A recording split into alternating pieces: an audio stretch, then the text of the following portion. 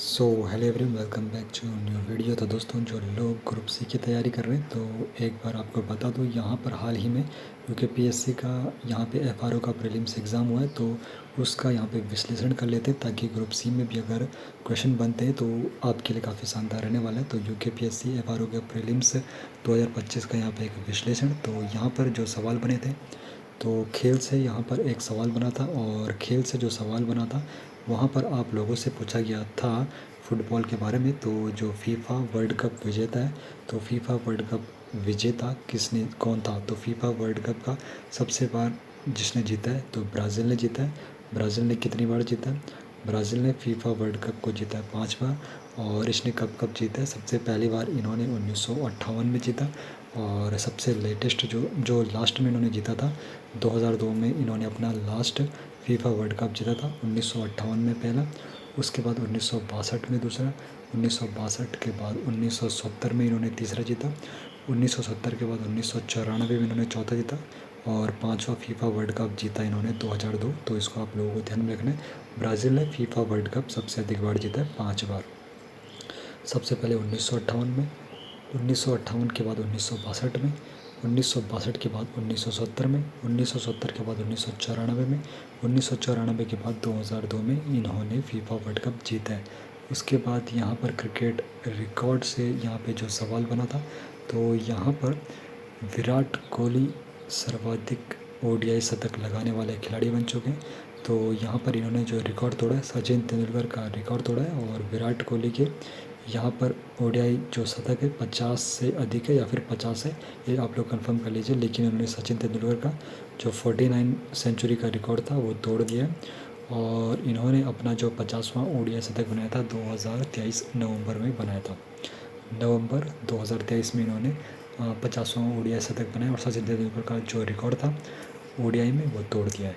बाकी अंतर्राष्ट्रीय आयोजन 2025 से भी कुछ सवाल बने थे। तो आईसीसी पुरुष विश्व कप, तो आईसीसी पुरुष विश्व कप में यहाँ पे अंतर्राष्ट्रीय आयोजन जो 2025 आईसीसी का जो यहाँ पे टूर्नामेंट जो होस्ट कर रहा था, तो यहाँ पर आईसीसी टूर्नामेंट को होस्ट किया था पाकिस्तान ने। लेकिन जैसे कि आपको पता है कि भारत के जो मुकाबले हुए थे वो दुबई में हुए थे।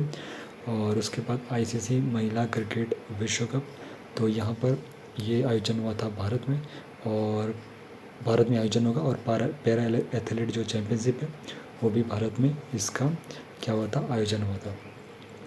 उसके बाद यहाँ पर खेल से आप लोगों के इतने सवाल बने थे। और उसके बाद सरकारी योजनाएं और संगठन, तो यहाँ पर जो सवाल आप लोगों के बने थे इसमें प्रधानमंत्री किसान सम्मान निधि योजना, महिला शक्ति सैनिकों का सम्मेलन, उत्तराखंड पर्यटन संवर्धन, भारत नेट योजना, ग्रीन एनर्जी कॉरिडोर। तो यहाँ से कुछ सवाल यहाँ पे बने थे। तो प्रधानमंत्री जो किसान सम्मान निधि योजना है, तो उत्तराखंड में जो संबंध है कृषि और किसान कल्याण विभाग से है। प्राथमिक उद्देश्य जो इसका है भूमिहीन किसान परिवारों की वित्तीय सहायता करना।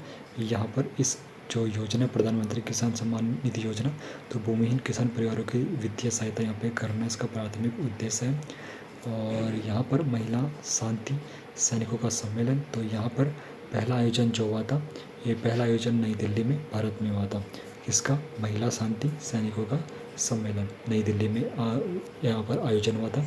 उसके बाद उत्तराखंड पर्यटन संवर्धन से जो सवाल बना था, तो यहाँ पर उत्तराखंड पर्यटन जो संवर्धन था यहाँ पे, इसका समझौता जनवरी 2025 में होता है भारत तिब्बत सीमा पुलिस के बीच। उसके बाद जो इसका उद्देश्य है सीमा क्षेत्र में पर्यटन को बढ़ावा देना है, किसका?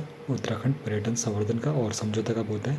जनवरी 2025 में, और भारत तिब्बत सीमा पुलिस के बीच, भारत तिब्बत सीमा पुलिस में। और उसके बाद भारत नेट योजना जो है, भारत नेट योजना का जो उद्देश्य है 697 ग्राम पंचायतों को पीएमओ से जोड़ना, इसका उद्देश्य है 697 ग्राम पंचायतों को पीएमओ से जोड़ना, इसका उद्देश्य है किसका? भारत नेट योजना का उद्देश्य है 667 ग्राम पंचायतों को पीएमओ से जोड़ना। उसके बाद ग्रीन एनर्जी कॉरिडोर से जो सवाल बने थे, तो यहाँ पर ग्रीन एनर्जी कॉरिडोर जो यहाँ पर कवर राज्य है, जहाँ पर ये कवर होता है, इसमें गुजरात आता है, हिमाचल प्रदेश आता है, आंध्र प्रदेश आता है, मध्य प्रदेश आता है, महाराष्ट्र आता है, राजस्थान आता है, कर्नाटक आता है, और तमिलनाडु आता है। और यहाँ पर उत्तराखंड को कवर नहीं किया गया है। तो यहाँ पर ग्रीन एनर्जी कॉरिडोर में उत्तराखंड को अभी कवर नहीं किया गया है। बाकी जो कवर राज्य है उसमें आप लोग ऊपर देख लीजिए, गुजरात, हिमाचल प्रदेश, आंध्र प्रदेश और मध्य प्रदेश, कर्नाटक, तमिलनाडु और महाराष्ट्र, ये ग्रीन एनर्जी कॉरिडोर वाले ये कवर राज्य है जहाँ पर ग्रीन एनर्जी कॉरिडोर है। बाकी भूगोल और पर्यावरण से जो सवाल बने थे, तो यहाँ पर पंगोंग त्सो झील और अम्लीय वर्षा प्रदूषक, अंतर्राष्ट्रीय आपदा जोखिम न्यूनीकरण दिवस, जलागम प्रबंध निदेशालय उत्तराखंड मुख्यालय, काजली झील, आटाकामा रेगिस्तान खनिज, उत्तराखंड की गहरी झील, अक्षय ऊर्जा स्रोत नहीं है जो भूमि से घिरा देश और रूस में प्रचुर खनिज संसाधन, दर्रे, इनका सही मिलान करना था, महासागरीय लवणता को प्रभावित करने वाला कारक और हिमालयी जोन। तो यहाँ से सवाल बने थे। तो सबसे पहले बात करते हैं यहाँ पर पंगोंग त्सो झील। तो यहाँ पर काफ़ी ज़्यादा ये फेमस हुई थी, किसकी वजह से? क्योंकि यहाँ पर विवाद हुआ था भारत और चीन सैनिकों के बीच। विवाद का यहाँ पे मुख्य कारण रहा था और ये था पंगोंग त्सो झील। उसके बाद अम्लीय वर्षा प्रदूषक के जो मुख्य कारण है उसमें जो गैसें मुख्य हैं, जिसमें नाइट्रोजन ऑक्साइड और सल्फर डाइऑक्साइड यहाँ पे मुख्य गैसें जो अम्लीय वर्षा प्रदूषण के मुख्य कारणों में मानी जाती है। उसके बाद अंतर्राष्ट्रीय आपदा जोखिम जो न्यूनीकरण दिवस है, तो अंतर्राष्ट्रीय आपदा जोखिम न्यूनीकरण दिवस आपका मनाया जाता है 13 अक्टूबर को ये मनाया जाता है, अंतर्राष्ट्रीय आपदा जोखिम न्यूनीकरण दिवस। उसके बाद जलगम प्रबंध निदेशालय उत्तराखंड का जो मुख्यालय है, तो जलगम प्रबंध निदेशालय का मुख्यालय आपका है देहरादून में। तो ये भी आपको ध्यान में रखना है कि जलागम प्रबंध जो यहाँ पे निदेशालय है उसका जो मुख्यालय है वो देहरादून में है। उसके बाद काजली झील। तो काजली झील तो सभी को पता होगा कि काजली झील आपके पंजाब प्रांत में आती है। तो यहाँ पर पंजाब में ये आती है, तो यहाँ पर पंजाब विकल्प में नहीं था जो क्वेश्चन पेपर था, तो यहाँ पर पंजाब इसका सही जवाब होना था। उसके बाद जो है आटाकामा रेगिस्तान खनिज। तो आटाकामा रेगिस्तान खनिज में उच्च सांद्रता, यहाँ पर उच्च सांद्रता लिथियम में है। और यहाँ पर उत्तराखंड की जो गहरी झील है, उत्तराखंड की गहरी झील है कुमाऊं क्षेत्र की नौकुचिया ताल उत्तराखंड की गहरी झीलों में जानी जाती है और नौकुचिया ताल कुमाऊं क्षेत्र की एक झील है। तो ये भी आपको रखना है कि उत्तराखंड की गहरी झील कौन सी है, नौकुचिया ताल। उसके बाद अक्षय ऊर्जा का स्रोत नहीं है, तो अक्षय ऊर्जा स्रोत नहीं है, प्राकृतिक गैस से अक्षय ऊर्जा का स्रोत नहीं है।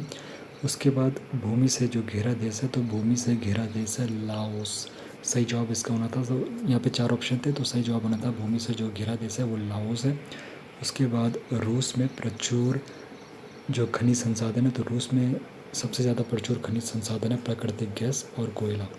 प्राकृतिक गैस और कोयला रूस में यहाँ पे काफ़ी मात्रा में पाया जाता है। उसके बाद दर्रे सही सुमेलित जो नहीं है, तो यहाँ पर सैनकोटा तिरुवनंतपुरम को सैनकोटा से जोड़ता है, मदुरै से नहीं। तो यहाँ पर ये वाला आपका सही होना था, जो यहाँ पे इसका गलत बताया गया था। तो सैनाकोटा जो है इसका तिरुवनंतपुरम को सैनाकोटा से ये जोड़ता है। ये यहाँ पे मदुरै बताया था कि सैनाकोटा मदुरै को जोड़ता है, लेकिन यहाँ पे सैनाकोटा जो है तिरुवनंतपुरम को सैनाकोटा से जोड़ता है। बाकी महासागरीय लवणता को प्रभावित करने वाले जो कारक है, तो महासागरीय लवणता को प्रभावित करने वाले कारक है वाष्पीकरण और वर्षण, इसका यहाँ पे सही जवाब होना था। उसके बाद हिमालयी जोन में यहाँ पर जो है वृत्त और उच्च हिमालय जोन को लघु निम्न हिमालय जोन से अलग करता है। तो कौन करता है? जो वृत्त और जैसे उच्च हिमालय भी कहते हैं, वृत्त और उच्च हिमालय जोन को लघु या फिर निम्न जोन से अलग कौन करता है? मुख्य केंद्रीय भ्रंश, जिसको इंग्लिश में कहते हैं MCT, मुख्य केंद्रीय भ्रंश। तो MCT इसको कहते हैं। और यहाँ पर मुख्य केंद्रीय भ्रंश जो वृत्त हिमालय, इसको उच्च हिमालय भी कहते हैं, और लघु हिमालय जिसको निम्न हिमालय भी कहते हैं, तो इन दोनों को अलग करता है, ये करता है MCT, मुख्य केंद्रीय भ्रंश। उसके बाद आप लोगों के जो सवाल बने हैं विज्ञान और प्रौद्योगिकी से भी यहाँ पर सवाल बने। तो यहाँ पर डेंगू वायरस से जो सवाल बना है, तो डेंगू वायरस का जो फैलाने का काम करता है ये एडिस मच्छर करता है, मादा एडिस मच्छर जो होती है ये डेंगू वायरस फैलाने का काम करती है, मादा एडिस। उसके बाद भारत का जो पहला अंतर्राष्ट्रीय मिशन हुआ था, तो भारत का पहला अंतर्ग्रहीय मिशन जो हुआ था वो मिशन था मंगलयान, और 2013 में लॉन्च हुआ था। तो भारत का पहला अंतर्ग्रह मिशन कौन सा था? मंगलयान था। ये भी आपको ध्यान में रखना है। मंगलयान भारत का पहला अंतर्ग्रहीय मिशन था और 2013 में ये लॉन्च हुआ था। उसके बाद सबसे तेज़ मेमोरी किसकी होती है? तो कैशे मेमोरी। कई बार ये सवाल पूछा गया है कि सबसे तेज़ मेमोरी किसकी है, तो कैशे मेमोरी सबसे तेज़ मेमोरी इसकी होती है। उसके बाद एक निबल में यहाँ पर कितने बिट्स होते हैं? तो एक निबल में 4 बिट्स होते हैं। ये भी कई बार पूछा जा चुका है कि एक निबल में कितने बिट्स होते हैं। एक निबल में 4 बिट्स होते हैं। उसके बाद अग्निशामक यंत्र गैस जो है, तो अग्निशामक यंत्र गैस है CO2, कार्बन डाइऑक्साइड। तो ये भी आपको ध्यान में रखना है कि अग्निशामक यंत्र गैस कौन सी है? अग्निशामक यंत्र गैस है CO2। उसके बाद इसरो का सूर्य अध्ययन जो मिशन था उसका क्या नाम था? ये कौन सा मिशन था? तो आदित्य L1। आदित्य L1 इनका इसरो का सूर्य अध्ययन मिशन था, आदित्य L1। उसके बाद सूर्य की ऊर्जा का जो स्रोत है, सूर्य की ऊर्जा का स्रोत है नाभिकीय संलयन। इसका सही जवाब क्या होता है? सूर्य की ऊर्जा का स्रोत कौन है? नाभिकीय संलयन। उसके बाद आकाश का जो नीला रंग है, ये तो सबको पता होगा। आकाश का नीला रंग किस कारण से होता है? प्रकाश का प्रकीर्णन के द्वारा आकाश का जो रंग होता है वो नीला होता है। उसके बाद संक्रमणों से लड़ने वाली जो रक्त कोशिकाएं होती है, तो संक्रमणों से लड़ने वाली रक्त कोशिकाएं होती है WBC, वाइट ब्लड सेल, जिन्हें श्वेत रक्त कोशिकाएं भी कहते हैं। तो WBC क्या करती है? जो यहाँ पे संक्रमण जब शरीर को जाता है तो उससे लड़ने वाली ये कोशिकाएं होती है, उससे लड़ने का काम करती है WBC, वाइट ब्लड सेल। उसके बाद है प्रकाश संकेतों का उपयोग कर संचार। तो यहाँ पर किस विधि से होता है? प्रकाशिक तंतु संचार विधि, ऑप्टिकल फाइबर के द्वारा। तो यहाँ पर प्रौद्योगिकी और विज्ञान से इतने सवाल बने थे। उसके बाद अब बात कर लेते हैं इतिहास की, लेकिन उससे पहले इस एरोप्लेन को जाने देते ताकि आपको आवाज़ में डिस्टर्बेंस ना हो।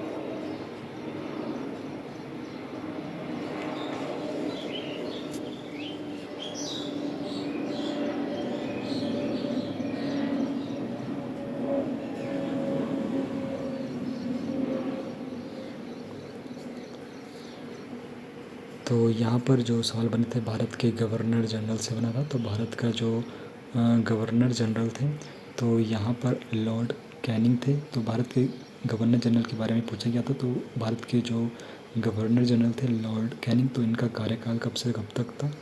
भारत के गवर्नर जनरल लॉर्ड कैनिंग का कार्यकाल था 1856 से लेके 1862 तक।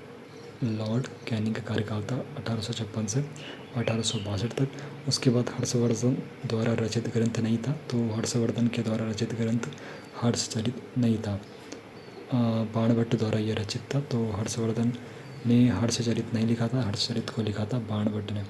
उसके बाद हैदराबाद राज्य की यहाँ पे स्थापना का वर्ष पूछा गया था। तो हैदराबाद राज्य की जो स्थापना वर्ष है ये है 1724 में हैदराबाद राज्य की स्थापना होती है। और इसके जो संस्थापक हैं, इसके संस्थापक थे निज़ाम उल मुल्क आसफ़ जाह। यहाँ पर जिन कुलिस खान के नाम से भी इनको जाना जाता है, तो निज़ाम उल मुल्क आसफ़ जाह, निज़ाम उल मुल्क आसफ़ जाह। तो यहाँ पर 1724 में यहाँ पे हैदराबाद की स्थापना का वर्ष मनाया जाता है। 1724 में आसफ़ जाह के द्वारा इन्होंने यहाँ पे स्थापना की थी। बाकी युद्धों का यहाँ पे कुछ कालक्रम पूछा गया था। तो कर्नाटक का जो यहाँ पे युद्ध हुआ था, तो ये कर्नाटक का युद्ध हुआ था 1746 में। प्लासी का युद्ध सभी को पता होगा 1757 में हुआ था। बक्सर का युद्ध 1764 में हुआ था। और प्रथम आंग्ल मैसूर युद्ध हुआ था 1767 में। तो ये चारों युद्ध 1700 के करीब 1700 में हुए थे। तो 1700 में कर्नाटक का युद्ध सबसे पहले 1746 में होता है, कर्नाटक का युद्ध 1746 में। प्लासी का युद्ध पूछेगा तो 1757 में होता है। बक्सर का युद्ध 1764 में होता है। बाकी प्रथम आंग्ल मैसूर युद्ध होता है 1767 में। तो ये आपको याद रखना है, कर्नाटक 1746, प्लासी 1757, बक्सर 1764, प्रथम आंग्ल मैसूर युद्ध 1767। और उसके बाद कैबिनेट मिशन 1996 सदस्य नहीं था। तो कैबिनेट मिशन 1946 में सदस्य नहीं था। तो विलियम क्रिप्स यहाँ पर सदस्य नहीं थे, विलियम क्रिप्स। बाकी स्टैफोर्ड क्रिप्स, एवी अलेक्जेंडर और पैथिक लॉरेंस यहाँ पर क्या थे? कैबिनेट मिशन 1946 में सदस्य थे और विलियम क्रिप्स सदस्य नहीं था। बाकी सुदर्शन झील पुनर्निर्माण की कुछ जानकारी यहाँ पे उसके बारे में पूछा था। तो सुदर्शन झील पुनर्निर्माण की जानकारी मिलती है अभिलेख और ये जो अभिलेख है जूनागढ़ अभिलेख से यहाँ पर इसकी जानकारी मिलती है, किसके, सूरदर्शन झील पुनर्निर्माण की जानकारी मिलती है जूनागढ़ अभिलेख से। बाकी वीर चंद्र सिंह गढ़वाली से एक सवाल बना था, तो वीर चंद्र सिंह गढ़वाली का जो पद था हवलदार के पद पर थे ये, और इनकी जो बटालियन थी द्वितीय गढ़वाल राइफल इनकी बटालियन थी।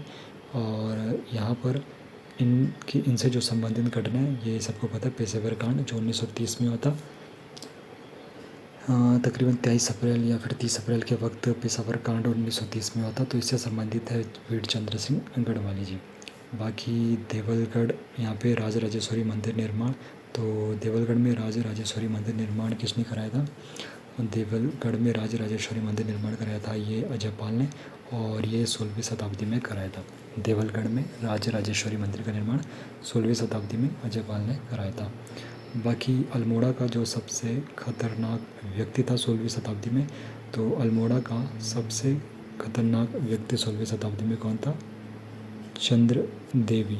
खतरनाक व्यक्तियों में जानी जाती थी चंद्र देवी 16वीं शताब्दी में। उसके बाद यहाँ पर उल्का देवी मंदिर जो गोरखा निर्मित है, तो उल्का देवी मंदिर इसका स्थान पूछा गया था, तो इसका स्थान जो है चंपावत में इसका स्थान है उल्का देवी मंदिर का। और ये शैली पूछेगा तो गोरखा निर्मित ये शैली थी। बाकी यहाँ पर जैन विद्वान, तो यहाँ पे जैन विद्वान जिनसेन, तो यहाँ पर जैन विद्वान जिनसेन शासक के जो गुरु थे, अमोघ वर्ष प्रथम इनके गुरु थे। जैन विद्वान जिनसेन के इस शासक के जो गुरु थे अमोघ वर्ष प्रथम थे। बाकी कलकत्ता में आत्मसभा की जो स्थापना हुई थी, कलकत्ता में आत्मसभा की स्थापना की जो संस्थापक थे राजा राम मोहन राय थे। राजा राम मोहन राय ने कलकत्ता में आत्मसभा की स्थापना की थी। उसके बाद गुप्तकालीन प्रशासक उदंग शब्द यहाँ पर इसका जो अर्थ है एक प्रकार का ये कर था, तो यहाँ पर आपको याद रखना जो गुप्तकालीन प्रशासक में उदंग शब्द था, तो इसका जो अर्थ होता है एक प्रकार का ये कर था उस वक्त का। बाकी इतिहास से ये सवाल बने थे। उसके बाद उत्तराखंड से जो सवाल बने थे आपके, उत्तराखंड तो शायद अप्रोक्स सभी को जवाब होने पता होने चाहिए। तो प्रथम टोलिप गार्डन और लाइकेन पार्क, तो प्रथम टोलिप गार्डन और लाइकेन पार्क जो आपका है यहाँ पर इसका जो स्थान है पिथौरागढ़ में, प्रथम टोलिप गार्डन और लाइकेन पार्क पिथौरागढ़ में। उसके बाद नकारात्मक जनसंख्या, तो नकारात्मक जनसंख्या कब हुई थी? ये यहाँ पर 2001 से 2011 के बीच पहुँचा है। तो यहाँ पर पौड़ी गढ़वाल और अल्मोड़ा ज़िले में नकारात्मक जनसंख्या वृद्धि यहाँ पर देखी गई थी 2001 से 2011 के बीच पौड़ी गढ़वाल और अल्मोड़ा में। तो काफ़ी घुमाव फिरा के यहाँ पे क्वेश्चन पूछे जा रहे हैं। बाकी नगरीय जनसंख्या 2011 के अनुसार पूछी गई थी, तो नगरीय जनसंख्या का जो प्रतिशत था 30.23% था 2011 के अनुसार। नगरों में रहने वाले जो निवासी थे 30.23% थे, और बाकी उसके बाद जितना बचता है वो आपका यहाँ पे आ जाता है पर्वतीय में। और उसके बाद आपदाएं जो सही नहीं थी, तो यहाँ पर मालपा भूस्खलन जो हुआ था यहाँ पर 18 अगस्त 1998 में हुआ था, लेकिन विकल्प में यहाँ पर ये गलत जानकारी दी गई थी। तो मालपा भूस्खलन 18 अगस्त 1998 को हुआ था। उसके बाद सबसे लंबा जो यहाँ पे झूला पुल था, तो सबसे लंबा झूला पुल यहाँ पर टिहरी गढ़वाल में, और ये है पुल डोबरा चाटी पुल, यहाँ पर ये सबसे लंबा झूला पुल है। उसके बाद यहाँ पर महरोड़ी कस्तूरी मृग शोध संस्थान से प्रश्न मिला था, तो महरोड़ी कस्तूरी मृग शोध संस्थान की जो सीमा पर स्थित है, कहाँ की सीमा पर स्थित है महरोड़ी? ये पिथौरागढ़ और बागेश्वर की सीमा पर स्थित है। उसके बाद फल उद्यान प्रदेश जो है, तो यहाँ पर फल उद्यान प्रदेश का जो स्थान है चौबटिया, यहाँ पर फल उद्यान प्रदेश का स्थान है। उसके बाद जुडिशियल और लीगल अकादमी से जो सवाल बना था, तो यहाँ पर जुडिशियल और लीगल अकादमी कहाँ है? जुडिशियल और लीगल अकादमी आपकी आती है भोपाली में। ये आपके कैंची धाम के नज़दीक पड़ता है भोपाली, या फिर आप लोग कह सकते हो कि भोपाली में कैंची धाम आता है, वहाँ पर जुडिशियल और लीगल अकादमी है। उसके बाद लोकसभा सीटें नहीं है, तो यहाँ पर चक्राता जो सही जवाब होना था, चक्राता में लोकसभा सीट नहीं है। लोकसभा की उत्तराखंड में 5 सीटें आपकी एक टिहरी में आती है, एक पौड़ी में आती है, एक हरिद्वार में आती है, एक आपकी आ जाती है अल्मोड़ा में, और एक आपकी आ जाती है नैनीताल में। तो ये 5 सीटें लोकसभा की चक्राता में नहीं है। उसके बाद स्थायी राजधानी चयन आयोग, तो यहाँ पर स्थायी राजधानी के लिए जो चयन आयोग बना था उसका नाम क्या था, दीक्षित आयोग था। उसके बाद प्रथम राज्यपाल से सवाल बना था, तो प्रथम राज्यपाल सुरजीत सिंह बरनाला, जो सबको पता होना चाहिए। उसके बाद एक पुस्तक है स्वाधीनता आंदोलन में उत्तराखंड की पत्रकारिता, तो यहाँ पर स्वाधीनता आंदोलन में उत्तराखंड की पत्रकारिता, इसके जो लेखक है, इसके लेखक थे जय सिंह रावत जी। स्वतंत्रता आंदोलन में उत्तराखंड की पत्रकारिता, तो इस पुस्तक के जो लेखक है जय सिंह रावत जी हैं। उसके बाद क्षेत्रफल के आधार पर जनपदों का अवरोही क्रम यहाँ पे पूछा गया था, तो क्षेत्रफल के आधार पर अवरोही क्रम यानी कि यहाँ पे घटते हुए क्रम और आरोही बढ़ते हुए क्रम, तो सबसे ज़्यादा क्षेत्रफल है आपका चमोली जिले का। उसके बाद यहाँ पर सबसे ज़्यादा वैसे अवरोही घटते क्रम होता है, लेकिन जो ऑप्शन वहाँ पर थे, ऑप्शन के हिसाब से यहाँ पे उत्तरकाशी सबसे ज़्यादा यहाँ पे क्षेत्रफल वाला ज़िला बताया गया, लेकिन चमोली का जो क्षेत्रफल है 8030 वर्ग किलोमीटर है और उत्तरकाशी का तकरीबन 8016 वर्ग किलोमीटर है। लेकिन जो एग्जाम्पल थे वहाँ पर उत्तरकाशी को आगे रखा गया था, तो उस हिसाब से बात करें तो उत्तरकाशी को उन्होंने पहले रखा है, चमोली फिर पिथौरागढ़ और फिर पौड़ीगढ़ बनाते हैं। लेकिन वैसे बात करें तो चमोली का सबसे ज़्यादा, फिर उत्तरकाशी का आता है, फिर पिथौरागढ़ का आता है, फिर पौड़ीगढ़ वालों का आता है। क्षेत्रफल की दृष्टि में इस प्रकार है, लेकिन कई किताबों में काफ़ी ज़्यादा कन्फ्यूज़न भी यहाँ पर है, जिसकी वजह से ये पता नहीं है क्यों इन्होंने यहाँ पे उत्तरकाशी को आगे रखा। उसके बाद पहला जो अरोमा पार्क बना था, तो उत्तराखंड में पहला अरोमा पार्क आपका काशीपुर में बना था, पहला अरोमा पार्क। उसके बाद आपका जमरानी बहुउद्देशीय बांध परियोजना जो थी, तो जमरानी बहुउद्देशीय बांध परियोजना, तो यहाँ पर नैनीताल में ये परियोजना है, जमरानी बहुउद्देशीय बांध परियोजना। उसके बाद प्रधानमंत्री स्वनिधि योजना 2020 में, तो यहाँ पर ये किसके लिए, फेरी विक्रेता व्यवसाय के लिए है। प्रधानमंत्री स्वनिधि योजना 2020 ये फेरी विक्रेता व्यवसाय वालों के लिए है। उसके बाद उत्तराखंड जो हथकरघा एवं हस्तशिल्प विकास परिषद का जो ब्रांड है, तो उस ब्रांड को किस नाम से जाना जाता है, उत्तराखंड हस्तकरघा एवं हस्तशिल्प विकास परिषद ब्रांड को हिमाद्री नाम से जाना जाता है। बाकी उत्तराखंड हरित ऊर्जा उपकरण अधिनियम से जो सवाल बना था, तो उत्तराखंड हरित ऊर्जा उपकरण अधिनियम, तो ये पारित हुआ था, कब हुआ था, उत्तराखंड हरित ऊर्जा उपकरण अधिनियम, तो ये 2023 में पारित हुआ था, 16 दिसंबर में ये पारित हुआ था। बाकी आप लोगों से उत्तराखंड विषय से इतने सवाल बने थे। उसके बाद सामान्य ज्ञान और समसामयिकी से सवाल बने थे, अर्थशास्त्र और योजना से, उसके बाद संविधान और राजनीति से भी सवाल बने थे। तो काफ़ी घुमा फिरा के यहाँ पे प्रश्न पूछे जा रहे हैं। बाकी स्वच्छता सर्वेक्षण 2024, तो स्वच्छता सर्वेक्षण 2024 में सबसे स्वच्छ शहर जो रहा, तो इंदौर रहा। 8वीं बार यहाँ पर इंदौर सबसे स्वच्छ शहरों में गिना गया स्वच्छता सर्वेक्षण 2024 के अनुसार। बाकी यहाँ पर इंदौर किस राज्य में आता है, इंदौर आपका मध्य प्रदेश राज्य में आता है। 2025 की सबसे बड़ी बॉलीवुड ओपनिंग फिल्म कौन सी थी, तो 2025 की सबसे बड़ी बॉलीवुड की जो ओपनिंग फिल्म थी वो फिल्म थी छावा, और ये किस पर आधारित है, तो ये छत्रपति संभाजी महाराज पर आधारित है। यहाँ पर 2025 की बात हो रही है और इसकी जो रिलीज़ हुई थी 14 फरवरी 2025 को हुई थी, तो ये करंट अफेयर है। तो 2025 की सबसे बड़ी बॉलीवुड ओपनिंग फिल्म छावा थी और ये छत्रपति संभाजी महाराज के ऊपर बनी है और ये रिलीज़ होती है 14 फरवरी 2025 को। बाकी पुरुषों द्वारा किया जाने वाला कलाबाज़ी नृत्य का नाम यहाँ पे पूछा गया था, तो यहाँ पे पुरुषों के द्वारा जो यहाँ पे कलाबाज़ी नृत्य किया जाता है उसको लंगवीर कहते हैं। तो पुरुषों द्वारा किया जाने वाला कलाबाज़ी नृत्य है लंगवीर। उसके बाद SDG इंडिया इंडेक्स में जो विकसित किया गया था, तो यहाँ पे SDG इंडिया इंडेक्स को विकसित किया था, नीति आयोग ने यहाँ पे इसको विकसित किया था SDG इंडिया इंडेक्स को।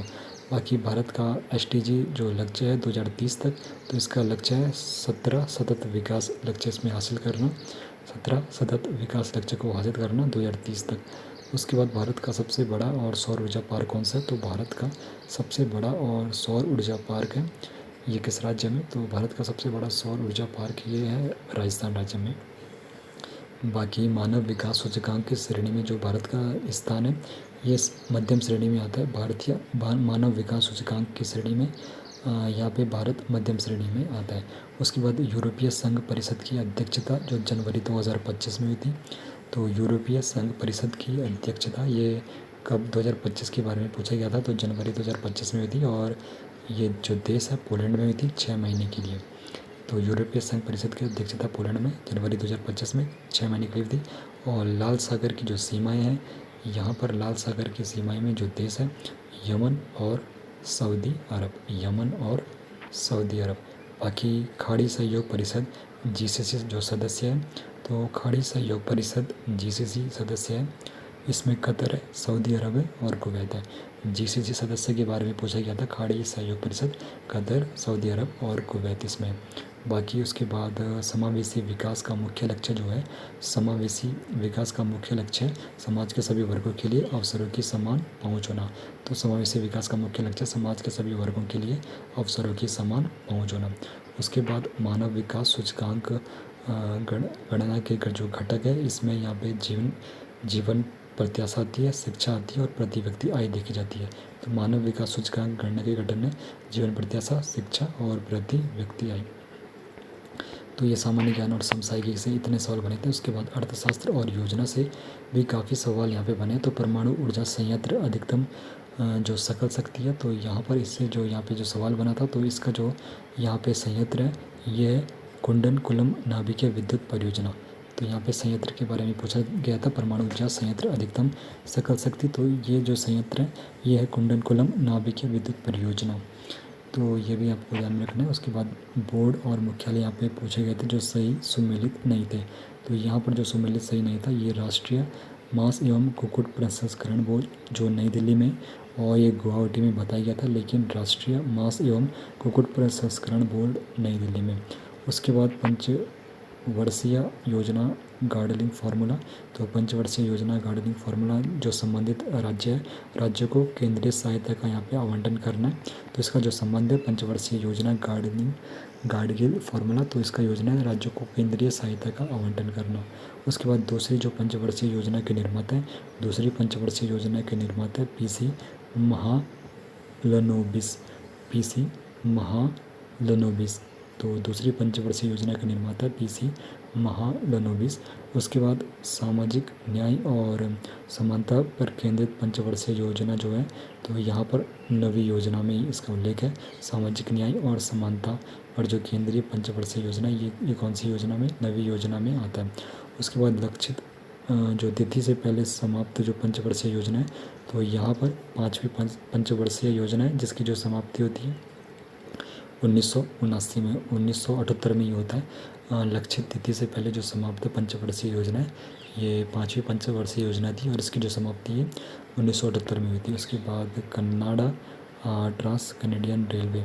तो यहाँ पर इसका जो रूट है कनाडा ट्रांस कैनेडियन रेलवे, इसका रूट है वैंकूवर से हैलिफैक्स, वैंकूवर से Halifax Canada trans Canadian railway का क्या है, रूट है। उसके बाद इलेक्ट्रॉनिक्स में कोल्टन निष्करण। तो इलेक्ट्रॉनिक्स में कोल्टन निष्करण का जो इसका जो क्षेत्र है दक्षिण पूर्व एशिया में, मुख्यतः कहाँ पर है, मुख्यतः ये चीन में इलेक्ट्रॉनिक्स में कोल्टन निष्करण। उसके बाद कार्बन उत्सर्जन कम करने का अंतर्राष्ट्रीय समझौता। तो कार्बन उत्सर्जन कम करने का अंतर्राष्ट्रीय समझौता यहाँ पे क्योटो प्रोटोकॉल के अंतर्गत आता है। तो यहाँ पर कार्बन उत्सर्जन कम करने का अंतर्राष्ट्रीय समझौता कहाँ पर हुआ था, क्योटो प्रोटोकॉल में। उसके बाद कृषि के प्रकार और क्षेत्र में यहाँ पर सही सम्मिलित करना था। तो यहाँ पे जो रोपण कृषि है उष्ण कटिबंधीय क्षेत्र में होती है। मिश्रित वाणिज्यिक अनाज कृषि न्यूजीलैंड के कैंटरबरी के मैदान में होती है। मिश्रित कृषि होती है उत्तरी अमेरिका के पूर्वी भाग में, और डेयरी फार्मिंग होती है उत्तर पश्चिम यूरोप में। बाकी बहुत यहाँ पे वृहद ट्रंक मार्ग जो है, तो विश्व का सबसे व्यस्त समुद्री मार्ग कौन सा है, वो है वृहद ट्रंक मार्ग। तो सबसे ज़्यादा ये व्यस्त समुद्री मार्ग है वृहद ट्रंक मार्ग। उसके बाद यहाँ पे अर्थराष्ट्र और योजना से आप लोगों के इतने सवाल बने थे, और संविधान और राजनीति से भी सवाल काफ़ी बने थे। तो यहाँ पे 11वां जो मौलिक कर्तव्य है, तो 11वां मौलिक कर्तव्य जोड़ा गया है अनुच्छेद 51A में 2002 में 86वें संशोधन में। यहाँ पर 11वां मौलिक कर्तव्य जोड़ा गया अनुच्छेद 51A के अंतर्गत 2002 में 86वें संशोधन के अंतर्गत। उसके बाद संचार संसाधन जो विषय है, तो जो संचार संसाधन विषय इसकी जो सूची है 7वीं अनुसूची, और ये संघ की सूची में आता है। उसके बाद 6ठी अनुसूची से संबंधित जो राज्य है, 6ठी अनुसूची से संबंधित राज्य में है असम, मेघालय, त्रिपुरा और मिजोरम। असम, मेघालय, त्रिपुरा और मिजोरम ये छठी अनुसूची से संबंधित राज्य है। उसके बाद वनों द्वारा जो प्रधान पारिस्थितिक तंत्र जो सेवाएं यहाँ पे ऑक्सीजन का उत्पादन करता है, कार्बन का पृथक्करण करता है, मृदा उर्वरक रखरखाव करता है। तो यहाँ पे ये सही जवाब होने वाला है। राष्ट्रपति की इच्छा अनुसार पद पर यहाँ पर गवर्नर, जिसको राज्यपाल भी कहते हैं, यहाँ पे इनकी इच्छा के अनुसार यहाँ पे इनको पद में रखा जाता है और जब इनका मन करेगा तो इनको हटा भी सकते हैं। बाकी प्रस्तावना में समाजवादी और धर्मनिरपेक्ष जो शब्द है, प्रस्तावना में समाजवादी और धर्मनिरपेक्ष शब्द जोड़ा गया था। ये यहाँ पे प्रस्तावना में समाजवादी और धर्मनिरपेक्ष शब्द 1976 में 42वें संविधान संशोधन के द्वारा जोड़ा गया था, 1976 में। बाकी मतदान आयोग, यहाँ पे आप लोग क्या कर सकते हो, मतदान आयोग यहाँ पर जो संशोधन हुआ था 61वां संशोधन 1988 में हुआ था, जहाँ पर जो मतदान की जो आयु पहले 21 वर्ष थी, 21 वर्ष से घटाकर अब 18 वर्ष कर दी गई है और ये 1988 में हुआ था। ये 61वें संशोधन में हुआ था 1988 में। उसके बाद राज्यों के संबंध में विशेष जो यहाँ पे उपबंध है, तो यहाँ पे सही सम्मिलित करना था। नागालैंड को यहाँ पे जो विशेष उपबंध यहाँ पर है नागालैंड का अनुच्छेद 371 से, आंध्र प्रदेश का अनुच्छेद 371 से और सिक्किम का अनुच्छेद 371 से। नागालैंड का 371 से, आंध्र का 371 से और सिक्किम का 371 से इनका विशेष यहाँ पे उपबंध है।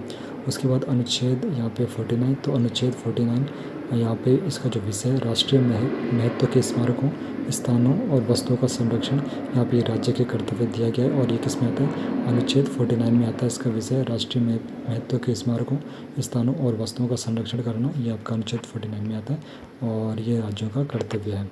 तो उसके बाद पंचायती राज संस्थाओं का संवैधानिक जो दर्जा, तो पंचायती राज संस्थाओं को संवैधानिक दर्जा ये संशोधन 73वां जो संविधान संशोधन हुआ था उसके अंतर्गत मिलता है। उसके बाद यहाँ पे अनुच्छेद 359 के अधीन जो पारित विधि है, अनुच्छेद 13 में जो प्रयुक्त विधि शब्द शामिल है, तो यहाँ पर ये मामला गोलकनाथ बनाम पंजाब राज्य से। तो यहाँ पर ये आप लोगों के सवाल बने थे यहाँ पर आर्टिकल्स कह सकते हो संविधान और राजनीति से। तो इस प्रकार के प्रश्न बने थे आपके एफआरओ में। तो आपको ये प्रश्न कैसे लग रहे हैं कमेंट सेक्शन में ज़रूर बताइए।